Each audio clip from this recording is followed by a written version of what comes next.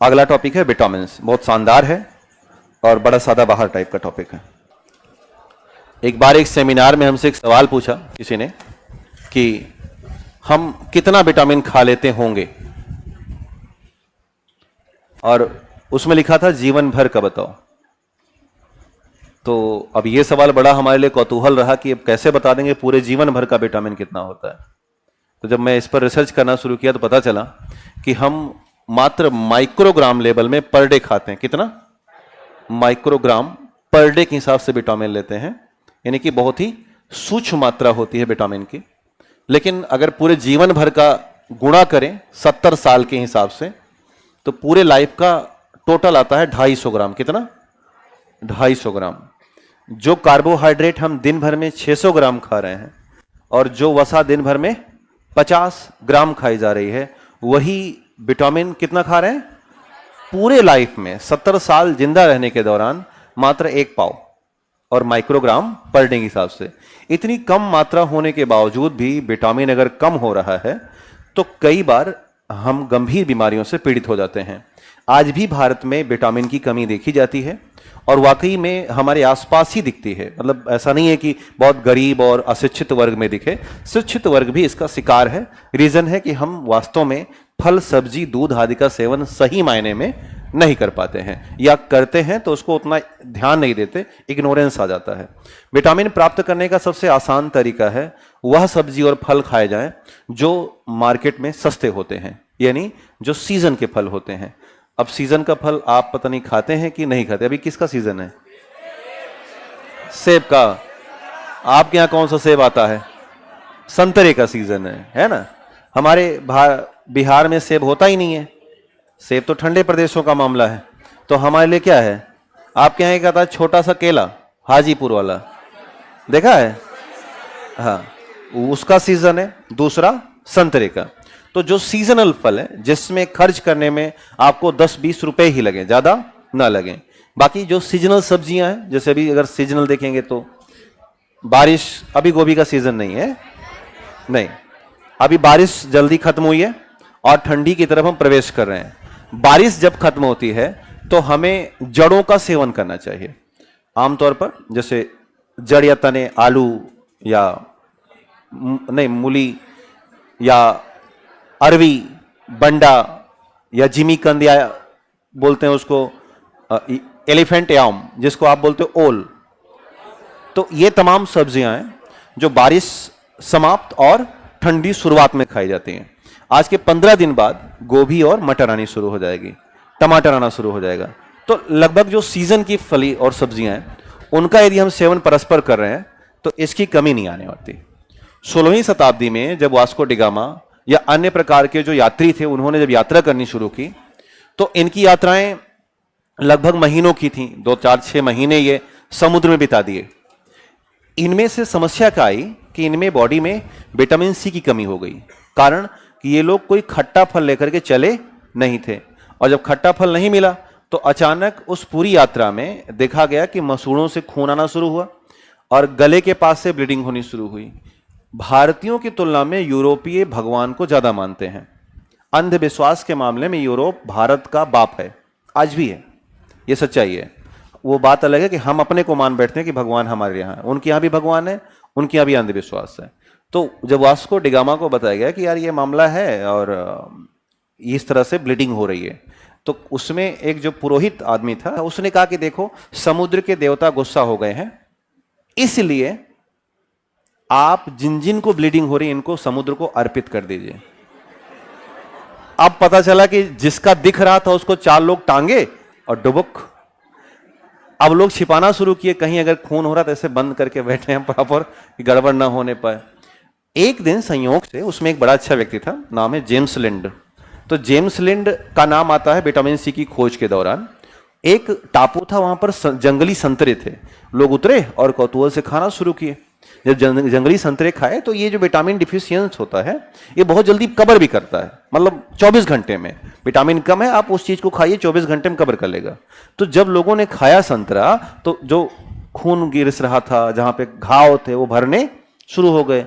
तो फिर पंडित जी कह रहे हैं कि ये मैंने वो जो कहा था ना कि इनको डाल दो समुद्र में, उससे ईश्वर खुश हो गए और अचानक एक टापू बना दिए हैं, और ये जादुई पेड़ है इसलिए क्योंकि तुमने क्या कर दिया, इन लोगों को समर्पित कर दिया है। तो फिर वो लगा भाई वाह गजब की बात है। बट वो दिमागदार था, उसने समझ लिया कि ये जो फल ये लोग खाए हैं ना, इसी से मामला है। जो लौट के गया तो उन्होंने क्या किया कि खट्टे फलों को जूस निकाला और उसका पाउडर बना लिया और छोटी छोटी गोलियां बनानी शुरू की। और जब कोई यात्रा पे जाता तो उसने क्या किया कि बस 50-60 गोली सबको दे देता कि बस इसको चूसते रहना, प्रॉपर कोई गड़बड़ी होने वाली नहीं है। तो दुनिया में पहली बार किसी विटामिन के बारे में पता चला तो सी था। ये ABCD इत्तेफाक से नाम था, उनकी बिल्ली का नाम क्यूटी क्यूटी करके था, तो उसी से सी निकाल के नाम क्या रख दिया, सी, क्योंकि उनके यहाँ अल्फाबेट ABCD होता है स्पेशली, और कोई इसमें इत्तेफाक नहीं है कि ABCD, बस खाली रखा दिया गया है। स्पेशली इसको हम केमिकल नेम से जानते हैं, जैसे एस्कॉर्बिक एसिड या रेटिनॉल, साइनोकोबाल्मिन, इस तरह से।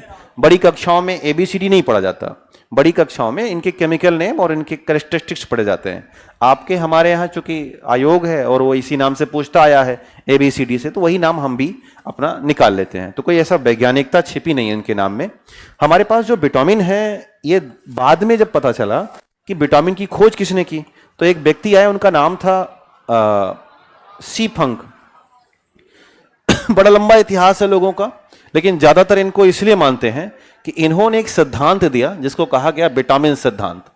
और विटामिन सिद्धांत जब दिया गया इनके द्वारा, तो बताया गया कि विटामिन वास्तव में वाइटल अमीन है, जो कि जीवन को बेहतर करने का एक तरीका है। अगर जीवन को बेहतर रखना है तो हमें अलग अलग विटामिन का सेवन करना पड़ेगा। तो काज़ीमिर फंक को ही हम एक तरीके से खोजकर्ता मान लेते हैं आयोग के हिसाब से। बाकी अभी कोई लिखित खोजकर्ता विटामिन का नहीं है। एक और व्यक्ति है, उनका नाम था हॉपकिंस करके, आई थिंक आपने नाम सुना होगा। हॉपकिंस ने पूरी दुनिया के सामने यह बात रखी कि विटामिन होते कैसे हैं, यानी कि व्याख्या के मामले में अगर किसी का नाम आएगा तो क्या नाम होगा, हॉपकिंस, और खोजकर्ता आएगा तो क्या नाम होगा, काज़ीमिर फंक करके होगा। तो यही बात हमें लिखनी है, नोट कर लीजिएगा। लिखिएगा, विटामिन एक प्रकार का कार्बनिक यौगिक है।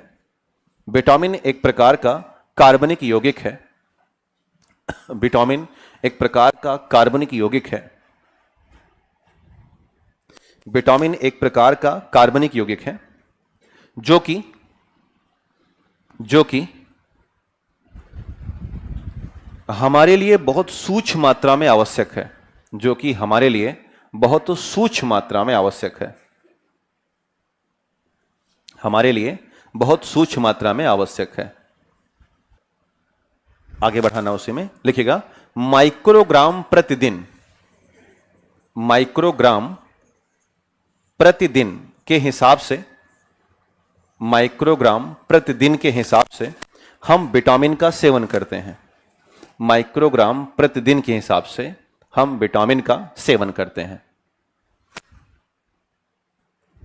माइक्रोग्राम प्रतिदिन के हिसाब से, इसको ऐसे लिखते हैं म्यू जी पर डे, ऐसा भी लिखा हुआ दिखाई दे सकता है, तो बगल में बना लेना mu G slash per day, microgram per day या म्यू जी, ऐसे म्यू ऐसे बनता है और स्मॉल जी स्लैश क्या लिखेंगे, डे, इसमें मापते हैं, में प्रतिदिन के हिसाब से लेते हैं। अगला पॉइंट लिखिएगा, लिखिए मौसमी फल और सब्जियां, मौसमी फल और सब्जियां तथा दूध, मौसमी फल तथा सब्जियां और दूध, मौसमी फल सब्जियां और दूध विटामिन के अच्छे स्रोत होते हैं।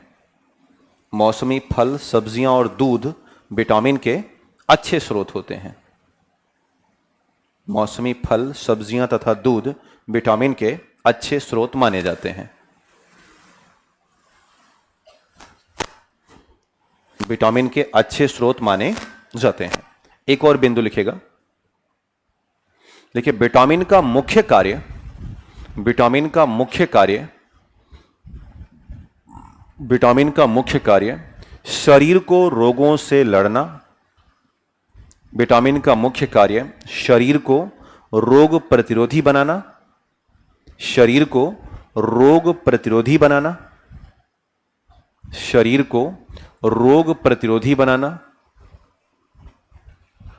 तथा उपापचयी क्रियाओं को बेहतर करना है, शरीर को रोग प्रतिरोधी बनाना तथा मेटाबॉलिक प्रोसेस या उपापचयी क्रियाओं को बेहतर करना है, मेटाबॉलिक प्रोसेस या उपापचयी क्रियाओं को बेहतर करना है, मेटाबॉलिक प्रोसेस या उपापचयी क्रियाओं को बेहतर करना है।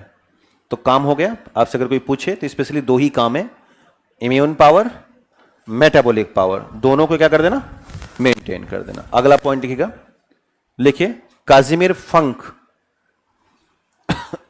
काजिमिर फंक या आमतौर पर लोग सी फंक बोलते हैं, तो हालांकि पूरा नाम लिखिएगा आप। एक आध हुआ क्या ना कि एक बार जैसे वाटसन और क्रिक वाला मामला है, तो एक सवाल आ गया कि चूंकि वाटसन का पूरा नाम है जेम्स डेबी वाटसन और क्रिक का पूरा नाम है फ्रांसिस क्रिक, ऑप्शन में क्या कर दिया गया कि फ्रांसिस हटा करके 3-4 क्रिक जोड़ दिए गए, फ्रांसिस क्रिक, रॉबर्ट क्रिक। तो अब भैया क्या याद करके गए थे, क्रिक, और फंस गए भैया, क्योंकि फ्रांसिस पता ही नहीं था। तो कई बार हम ऐसा याद करते हैं, लगता है हमारे घर का चरवाहा टाइप का हो, है ना, कोई मजदूर व्यक्ति हो और उसी का नाम की दिनेशवा, रमेशवा, है ना, मुकेशवा, वा लगा देते हैं ना, वैसे ही क्रिकवा, वाटसनवा। अब ऐसे नाम याद करने से कोई मतलब नहीं है, पूरा नाम लिखा करिए, कई बार फंस जाओगे।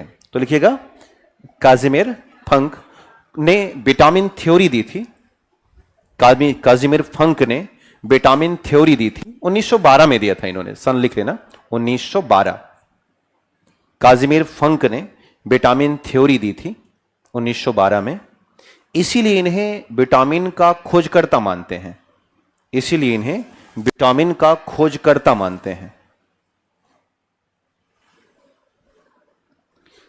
इसीलिए इन्हें विटामिन का खोजकर्ता मानते हैं। जबकि हॉपकिंस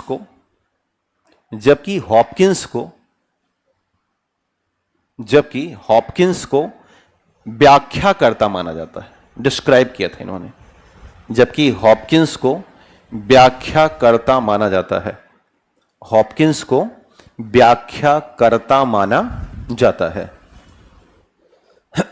हॉपकिंस को हम क्या मानते हैं, व्याख्याकर्ता। देखो, आमतौर पर विटामिन प्राप्त करने के लिए हमें फल, सब्जी और दूध पर निर्भर रहना होता है। यदि हम नहीं पाएंगे तो विटामिन डिफिशिएंट कर जाएगा और फिर हमारे शरीर में अलग अलग तरह की बीमारियां, मतलब कि रिकेट्स, बेरी, अशकर्बी, ऐसी समस्याएं होती हैं। दो ऐसे विटामिन हैं जो बॉडी में खुद भी बन सकते हैं, विटामिन डी और विटामिन के। कौन से? के। ये दो ऐसे विटामिन जो बॉडी में खुद बनते हैं आवश्यकता पड़ने पर। तो नोट अगला डाल दीजिए, इसको नोट करके लिखिएगा, हाँ नोट करके लिखिएगा, लिखिए प्रायः सभी विटामिन, एक नोट डाली नीचे कॉपी में, प्रायः सभी विटामिन फल और सब्जियों से ही मिलते हैं, प्रायः सभी विटामिन फल और सब्जियों से ही मिलते हैं, फल और सब्जियों से ही मिलते हैं। परंतु दो विटामिन, विटामिन डी और विटामिन के, परंतु दो विटामिन, विटामिन डी और विटामिन के शरीर में स्वतः बन भी सकते हैं, शरीर में स्वतः बन भी सकते हैं, शरीर में स्वतः बन भी सकते हैं। क्लियर? अब लिखिए हेडिंग, विटामिन के प्रकार, टाइप ऑफ विटामिन। ये शुरुआत कुछ पॉइंट जो मैंने लिखाए हैं, ये एग्जाम में डायरेक्ट भी आ सकते हैं, तो इन पर कई बार पढ़ लीजिएगा। अब लिखिएगा हेडिंग, टाइप ऑफ विटामिन या विटामिन के प्रकार। तो दो तरह के विटामिन होते हैं, एक होते हैं जो जल में घुल जाते हैं, जल में घुलनशील, और कुछ ऐसे हैं जो घी आदि से मिल जाते हैं, यानी वसा में घुलनशील। तो ऐसे बांट लीजिएगा।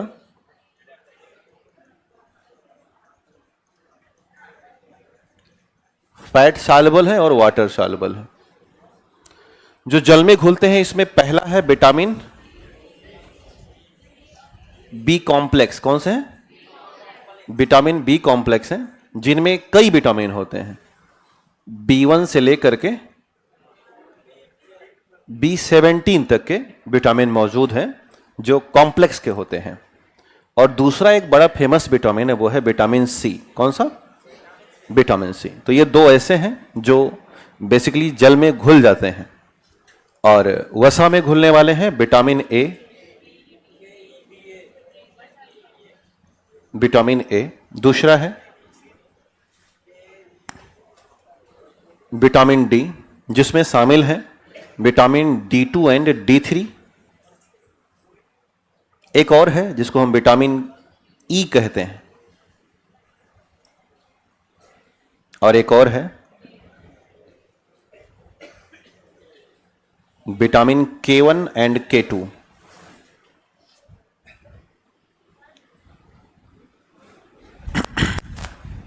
Vitamin K1 and K2।